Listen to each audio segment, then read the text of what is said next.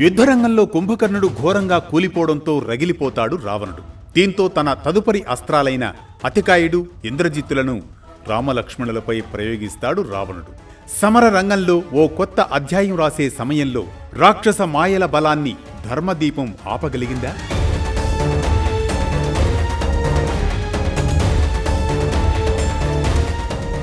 అనగనగా అది త్రేతాయుగంలోని రామరావణ యుద్ధం అప్రతిహతంగా సాగుతున్న సమయం.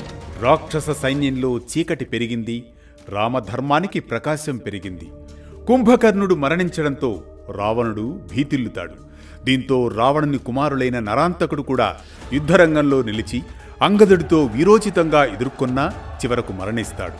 తదుపరి మహోదరుడిని నీలుడు, 3 శిరలతో ఉండే త్రిశూరుడిని హనుమంతుడు సంహరిస్తారు. ఆ తర్వాత రాముడు యుద్ధానికి రాగా అప్పుడే ఆకాశంలో ఒక ఉగ్ర వలయంలా ఒక భయంకర శరీరం దూరంగా అగ్నిపర్వతంలా కదులుతూ వస్తుంది. అతడి విశాలమైన శరీరం చూసిన రామునికి ఆశ్చర్యం కలుగుతుంది. "ఓ లక్ష్మణ, హనుమంత, సుగ్రీవ, ఆ రాక్షసుని చూశారా? ఆ ఆకాశాన్ని ఆక్రమించిన శరీరం ఎవరిది?" "రఘునందన, అతడు రావణుని కుమారుడు, పేరు అతికాయుడు. గొప్ప శివభక్తుడు, బ్రహ్మదేవుని సమక్షంలో వేదాధ్యయనం చేసినవాడు" అంటాడు విభీషణుడు. "ఆహా, వేదాధ్యయనం చేసినవాడా? అయితే అతడిలో ఎంత శక్తి దాగి ఉందో మనం తెలుసుకోవాలి." "ఓ రాఘవ, అతికాయుడు బాల్యంలోనే తపస్సు చేశాడు, శివుని భక్తి సంపాదించాడు. అందుకు బ్రహ్మదేవుడు ప్రసన్నుడై అతని శరీరాన్ని ఆయుధాలు తాకకపోవడం, అగ్నిలో మండకపోవడం అనేది వరంగా ఇచ్చాడు.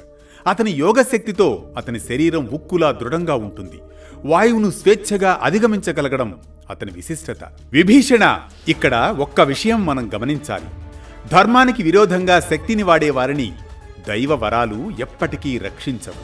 వేదాధ్యయనమంతా కూడా ధర్మంపై విరోధిస్తే అది పతనానికి దారితీస్తుంది అంటాడు రాముడు. ఇంతలో యుద్ధం ప్రారంభమవుతుంది. వాయువేగంతో అస్త్రవర్షం కురుస్తుంటుంది.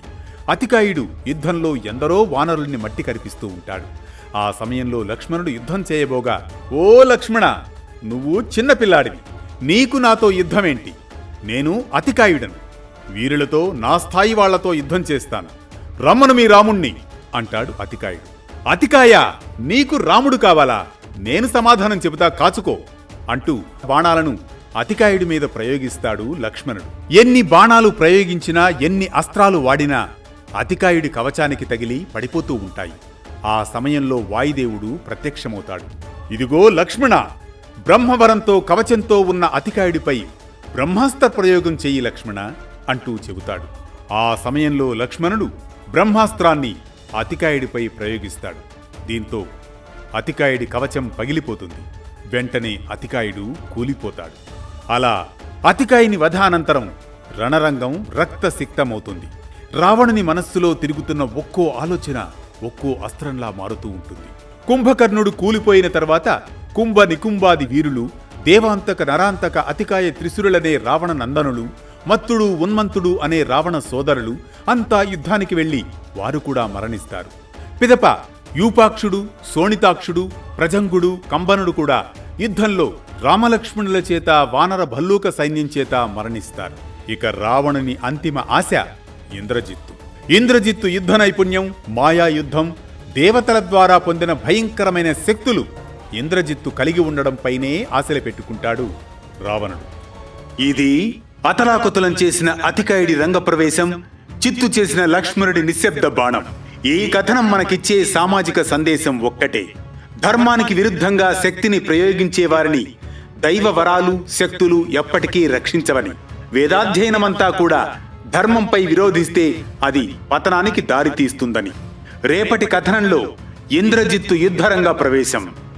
నిత్యనూతన వేటూ న్యూస్ జ్ఞాన ప్రవాహం రామాయణంలో ఈ చిన్న విరామం రేపటి ప్రారంభానికి మరో శ్రీకారం.